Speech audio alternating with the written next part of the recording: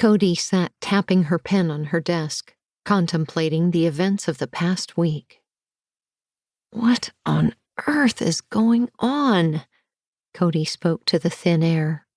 She shook her head as she went through resumes, as she'd just lost her new hire, Reese Tanner. Reese had moved to Texas to be with Vale. At least, that's where Cody thought they were, as they were being moved around a lot in order to keep them safe until the people trying to get to Vale's family were in jail.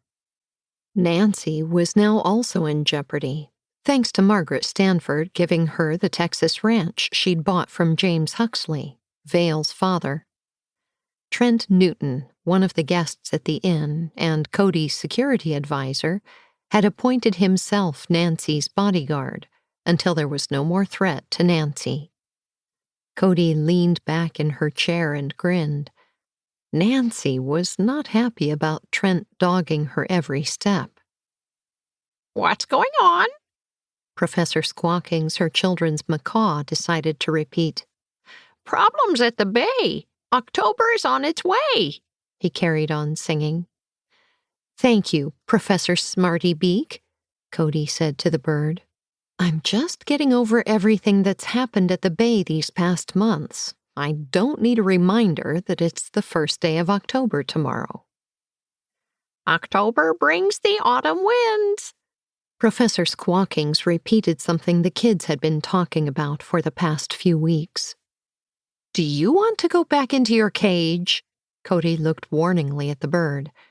"Because honestly, I don't need to be reminded that it's almost October, since it is not just any October."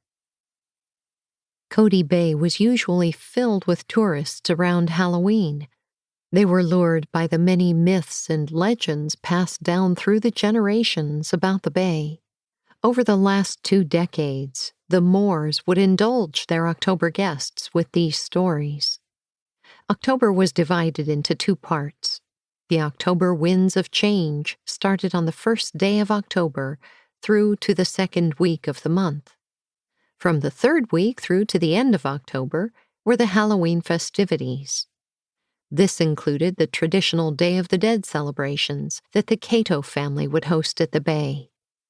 October was just as busy as the other seasons at Cody Bay, and the kids loved it. The adults also enjoyed themselves. This year, they were expanding the festivities to the Marine Life Center. They had hired rides, booths, etc. for an October affair. It was an idea that Cody's daughter and her friend Harper had come up with to raise funds for the center. Cody had been surprised by how many of the Nantucket residents had offered to sponsor the fair.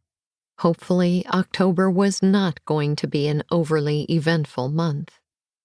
"October! October! October!" Professor Squawkings repeated again.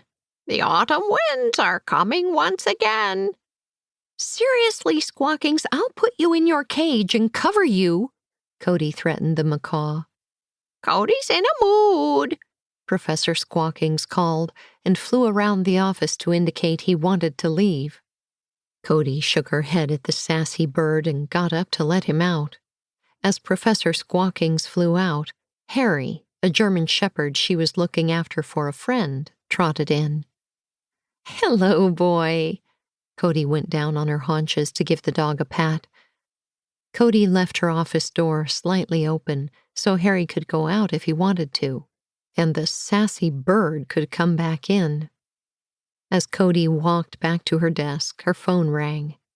"Hello," Cody answered. "Hi, beautiful." Christopher's deep voice made her heart beat faster. "Are you free tonight?" "I might be," Cody teased. "What did you have in mind?" "I thought we could go and have supper at the new restaurant that's opened up in town," Christopher tempted her. "The kids are going to Stevens tonight. Carla's taking them in about an hour's time." "Wait, what?" Cody's eyes shot to the clock on the wall. "Oh, no! I didn't realize it had gotten so late. I have to get back to get them ready." "Not to worry. I've handled it," Christopher told her proudly. "It feels good to be doing parenting things for them,